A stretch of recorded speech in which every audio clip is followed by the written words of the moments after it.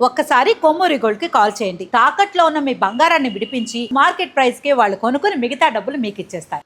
ఇక war room నుంచి మరిన్ని డీటెయిల్స్ మా కొలీగ్ కట్టా కార్తిక్ అందిస్తారు. ఎస్ కార్తిక్ అన్న, good morning, very good morning అన్న. ఆపరేషన్ సింధూర్ పేరుతో చేపట్టినటువంటి ఈ ఆపరేషన్ లో దాదాపుగా 100కు పైగా ఉగ్రవాదులు హతమైనట్లు తెలుస్తుంది. ఇది అఫీషియల్ న్యూస్ కాకపోయినా కూడా భారత ఆర్మీ ప్రకటించాల్సి ఉంది.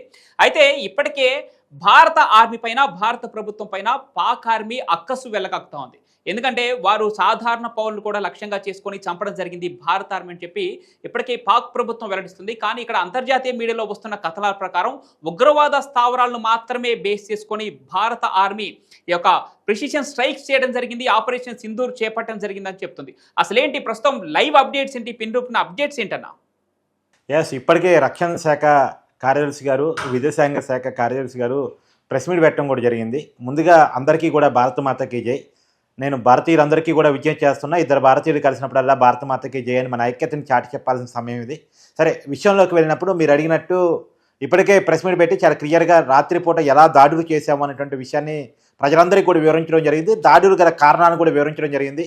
కేవలం ఉగ్రవాద శిబిరాల మీద మాత్రమే దాడి చేశాము. మేము పాకిస్తాన్ పౌరుని కానీ, పాకిస్తాన్ ఆర్మీని కానీ, పాకిస్తాన్ ఆర్మీకి సంబంధించినటువంటి ఆయుధాలను కానీ ధ్వంసం చేసే ప్రయత్నం చేయలేదు. కేవలం మా దేశాన్ని ఇబ్బంది పెట్టినందుకు గాను, నిరాయుధులైనటువంటి మా ప్రజల్ని చంపినందుకు గాను ఆ ఉగ్రవాదుల మీద పగ తీర్చుకునేటువంటి పనిని మాత్రమే మేము చేశాం. ఉగ్రవాదం అనేటువంటిది ప్రపంచానికి అలా కొరకరాని కొయ్యగా ఉంది. భారతదేశాన్ని పదే పదే ఇబ్బంది పెడతా ఉంది. గత అనేక సంవత్సరాలుగా, దశాబ్దాలుగా అనేక సార్లు ఉగ్రదాడులు భారతదేశంలో జరిగాయి. అనేక మంది సివిలియన్స్ని, సామాన్య పౌరుల్ని, నిరాయుధుల్ని టార్గెట్గా చేసుకుని ఉగ్రదాడులు నడుస్తూ ఉంటాయి. మొన్న కాశ్మీర్లో జరిగింది కూడా నిరాయుధులైనటువంటి ప్రయాణికుల్ని, కాశ్మీరీ ప్రయాణికుల్ని టార్గెట్గా ఇది జరిగింది. 28 మందిని పొట్టన పెట్టుకోవడం జరిగింది. సో ఎక్కడైతే భార్యల ముందే భర్తను చంపారో దానికి కసిగా ఆపరేషన్ సింధూర్, ఎందుకంటే సింధూరం అనేటువంటిది మనకి చాలా ఎమోషనల్. భార్య ముందే భర్త ప్రాణాలు తీసి తన 5వ తనాన్ని తీసివేయటం అనేటువంటిది భారతీయ సమాజం క్షమించలేనటువంటి విషయం. కాబట్టి దానికి ప్రతిగా ఈ దాడులు చేసామే తప్ప మేము పాకిస్తాన్ ప్రజల మీద కానీ, పాకిస్తాన్ మీద కానీ ఇంతవరకు యుద్ధం ప్రకటించలేదు అనేటువంటి విషయాన్ని చాలా క్లియర్ కట్గా భారత ప్రభుత్వం చెప్పడం అయితే ఇక్కడ మీకు ఆపరేషన్ సింధూర్ ఎందుకు చేపట్టామో భారత ఆర్మీ గతంలో జరిగినటువంటి కొన్ని ఉగ్రదాడులను అయితే గుర్తు చేసుకుంది. దానికి ఒక డీటెయిల్స్ మీకు ఒకసారి అందిస్తాను. 2001లో పార్లమెంటుపై దాడి చేసినప్పుడు 9 మంది మరణించారు. 2002లో అక్షర్ధామ్ ఘటనలో 31 మంది, 2008 ముంబై దాడుల్లో 164 మంది, 2016లో ఉరిలో జరిగితే అది 20 మంది, 2019 పుల్వామా దాడి ఇచ్చేది అతిపెద్ద ఉగ్రదాడి, అది 40 మంది.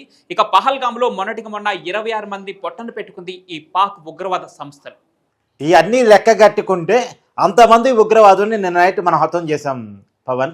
అది మన ఆర్మీ గొప్పతనంగా మనం చెప్పుకోవాలి. ఇప్పుడు పాకిస్తాన్ యుద్ధం అన్నది, సిద్ధం అన్నది, అణుబాంబు అన్నది, న్యూక్లియర్ బాంబు అన్నది, అదన్నది, ఇదన్నది, చివరికి వచ్చేసరికి మనం వైమానిక దాడి చేస్తే, క్షిపణులు దాడి చేస్తే తట్టుకోలేని పరిస్థితులు పాకిస్తాన్ ఉంది అన్నది నిన్న రాత్రితో మనకు అర్థమైపోయింది. పాకిస్తాన్ కేవలం మేకపోతు గాంభీర్యాన్ని ప్రదర్శిస్తుంది తప్ప కనీసం మన వైమానిక దాడులు చేస్తూ ఉంటే కనిపెట్టే రాడార్ సిస్టమ్ కూడా పాకిస్తాన్ దగ్గర లేదు. మన యుద్ధ విమానాలు పోతూ ఉంటే పాకిస్తాన్ గమనించాలి, మన మీద ప్రతిదాడి చేయాలి, మన క్షిపణులను ఆపాలి, మన విమానాలను ధ్వంసం చేయాలి. కానీ ఆ స్థాయిలో పాకిస్తాన్ లేదు. అర్థం చేసుకోవచ్చు చాలా క్లియర్గా. మేము సిద్ధం అన్నారు, యుద్ధం అన్నారు, కవ్వింపు అన్నారు, సింధు జలాల్లో భారతీయులు రక్తం పారిస్తామన్నారు, రకరకాలుగా రెచ్చగొట్టే ప్రయత్నం చేశారు. కానీ మనం ఒకే నైట్ దాడి చేస్తే, ఒకేసారి చేసినందుకు దాడికే పాకిస్తాన్ కొలాప్స్ అయిన పరిస్థితి. దాదాపు 9 స్థావరాలు ఖతమైపోయినాయి, 100 మంది ఉగ్రవాదులు ఖతమైపోయారు. లష్కరే తోయిబాకి సంబంధించిన హెడ్ ఆఫీస్ని మనం కౌంటర్ చేశాం, హెడ్ ఆఫీస్ మీద దాడులు చేశాం. అయితే చాలా క్లియర్గా ఇక్కడ 2 అంశాలు మనం చాలా క్లియర్గా గమనించాలి. ఉగ్రవాదులకి పాకిస్తాన్ స్థావరంగా ఉంది అని ప్రపంచాన్ని చూపించాం, చాలా క్లియర్ గా ఈ ప్రపంచానికి చూపించాం. టీవీలో చర్చించినట్లు అంతర్గత యుద్ధం మొదలైందా పాకిస్తాన్ లో అనడానికి ఒక ఉదాహరణ మీకు ఇప్పుడు చెప్పబోతున్నాను. పాక్ భారత్ మధ్య ఉద్రిక్తతల నేపథ్యంలో పాక్ పౌరులు సొంత దేశానికి షాక్ ఇచ్చినట్లు కొన్ని వార్తలు హల్చల్ చేస్తా ఉన్నాయి. దీనికి ఒక సజీవ సాక్ష్యం ఏంటంటే, ఇస్లామాబాద్లోని ఒక లాల్ మసీదులో స్టూడెంట్స్కి, తర్వాత ఆ మత గురువు యొక్క అనుచరులని ఒక మత గురువు, ఆయన పేరు మౌలానా అజీజ్ ఘాజీ అని చెప్పేసి ఒక మత గురువు ఒక ప్రశ్న వేయడం జరిగింది. ఇండియాతో పాక్ యుద్ధం చేస్తే పాకిస్తాన్కి ఎంతమంది సపోర్ట్ చేస్తారని చెప్పి అక్కడ ఉన్నటువంటి పాక్ పౌరుల్ని, ఆ మతగురు అనుచరులని, అక్కడ ఉన్న స్టూడెంట్స్ని అడగడం జరిగింది. ఇక్కడ విచిత్రం ఏంటంటే ఒక్క పౌరుడు కానీ, ఒక్క స్టూడెంట్ కానీ, ఆ మత అనుచరులు కానీ ఒక్కళ్ళు కూడా అక్కడ హ్యాండ్ రైజ్ చేసినటువంటి దాఖలాలు లేవని తెలుస్తూ ఉంది. ఈ నేపథ్యంలో ఇందాక మనం గత ఇటీవల రోజుల్లో చెప్పుకున్నటువంటి పాకిస్తాన్లో అంతర్యుద్ధం ఈ విధంగానే మొదలవుతుందా అని అనుకోవచ్చా కార్తీక్ అన్న? ఎస్, ఇంకో విషయం పవన్, నిన్న నైట్ క్షిపణుల దాడులు జరిగి ఉగ్రవాదులు 100 మంది చనిపోతే పాకిస్తాన్ భూభాగంలోకి భారత విమానాలపై, యుద్ధ విమానాలపై అక్కడ ఉన్నటువంటి ఉగ్రవాద శిబిరాన్ని కూల్చివేస్తే పాకిస్తాన్ ప్రజలు పండగ చేసుకుంటున్నారు. బాణాసంచా కాలుస్తున్నట్టు విజువల్స్ కూడా వస్తున్నాయి. అంటే భారతదేశంలో బాణాసంచా కాల్చడం వేరు, భారతదేశంలో ఆనందాలు వ్యక్తం చేయడం వేరు. కానీ పాకిస్తాన్లో ఆనందాలు వ్యక్తం అవుతూ ఉన్నాయి. అంటే పాకిస్తాన్ ప్రజలు మా సొమ్ముని, మేము ట్యాక్సులు కట్టే సొమ్ముని ఉగ్రవాదులకి పాకిస్తాన్ ప్రభుత్వం ఇస్తుంది, ఉగ్రవాదులను మేపుతుంది. మేము పేదరికంలో మగ్గుతున్నాం, కానీ యుద్ధాల కోసం, పాకిస్తాన్ ఆర్మీ కోసం, పాకిస్తాన్ ఉగ్రవాదుల కోసం పాకిస్తాన్ ప్రభుత్వం ఖర్చు చేస్తూ ఉంది. మా సొమ్ముని మా కోసం ఖర్చు చేయట్లేదు.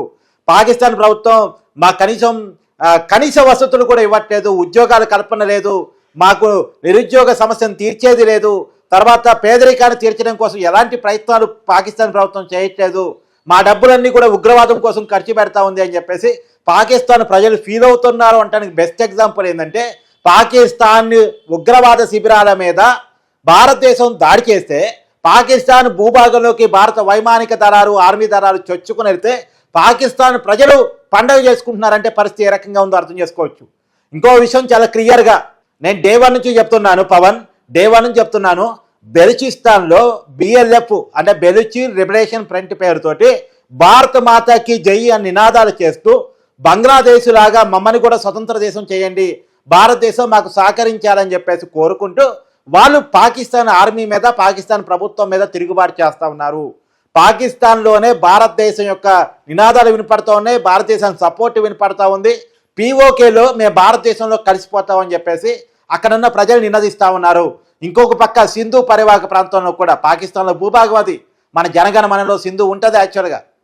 అయితే ఆ సింధు పరివాహక ప్రాంతంలో కూడా వాళ్ళు మేము భారతదేశంలో కలిసిపోతాం, మేము పాకిస్తాన్లో ఉండడం, ఈ పేదరికంలో, ఈ నిరుద్యోగ సమస్యల్లో, ఈ ఆర్థిక అసమానతల్లో, ఈ ఆర్థిక సంక్షోభంలో తినడానికి కూడా తిండి లేనటువంటి పరిస్థితుల్లో మేము ఉండలేము, మేము ఖచ్చితంగా భారతదేశంలో కలిసిపోతే మాకు ఆర్థిక వృద్ధి జరిగింది అనేటువంటి భావనలో వాళ్ళు ఉన్నారు. పాకిస్తాన్ ప్రజలు ఇప్పటికే 9 స్థావరాలపైన పాక్లో 5 స్థావరాలు, అదేవిధంగా పాక్ ఆక్రమిత కాశ్మీర్లో ఒక 4 స్థావరాలపైన అక్కడ ఉగ్రవాదుల్ని మట్టుపెట్టడం జరిగింది. ఇప్పటికే దౌత్యపరంగా కావచ్చు, సింధు జలాలు కావచ్చు, లేదంటే ప్రపంచం నుంచి ఆర్థిక నిధులు అందించడంలో కావచ్చు పాకిస్తాన్ని ఒంటరి చేసేసింది భారత్. ఈ నేపథ్యంలో ఇప్పుడు ప్రిసిషన్ స్ట్రైక్స్ కూడా స్టార్ట్ చేసింది ఆపరేషన్ సింధూర్ పేరుతో. ఇంకా ముందు చర్యలు ఏ విధంగా ఉండబోతున్నాయి? ఎందుకంటే మనం చూసాం, భారత్ యొక్క 28వ ఆర్మీ చీఫ్ ఎవరైతే ఉన్నారో నవరనే ఆయన ఒక ప్రకటన చేయడం మనం చూసాం. ఇందాక వీడియోలో కూడా చర్చించడం జరిగింది దీనికి సంబంధించి. ఇది కేవలం ట్రైలర్ మాత్రమే, పిక్చర్ అభి బాకీ హై అంటూ ఆయన చేసిన వ్యాఖ్యలు ఏ విధంగా చూడాలి అంటే, ఇంకా ఎలాంటి చర్యలకు దిగబోతుంది, ఇంకా పాకిస్తాన్లో ఉగ్రవాదుల్ని ఏరివైతే దిశగా కాశ్మీర్ను మన హస్తగతం చేసుకునే దిశగా భారత ప్రభుత్వం అడుగులేయబోతుంది అంటే ఏం చెప్తారన్న? ఖచ్చితంగా మన యుద్ధం నిరాయుధులైనటువంటి పాకిస్తాన్ ప్రజల మీద కాదు, లేదు ఒక దేశం యొక్క సార్వభౌమత్వం మీద కాదు, మన దేశాన్ని కానీ ప్రపంచాన్ని కానీ ఇబ్బంది పెడుతున్నటువంటి ఉగ్రవాదం మీద మాత్రమే. ఇప్పుడు రాబోయే కాలంలో భారతదేశం యొక్క ప్లాన్ ఉగ్రవాద శిబిరాల మీద దాడులు కొనసాగింపు ఉంటుంది. ప్రత్యేకించి జైషే మహమ్మద్ చీఫ్ ఎవరైతే సయ్యద్ మసూద్ అజర్ కోసం వేట కొనసాగుతూ ఉంది.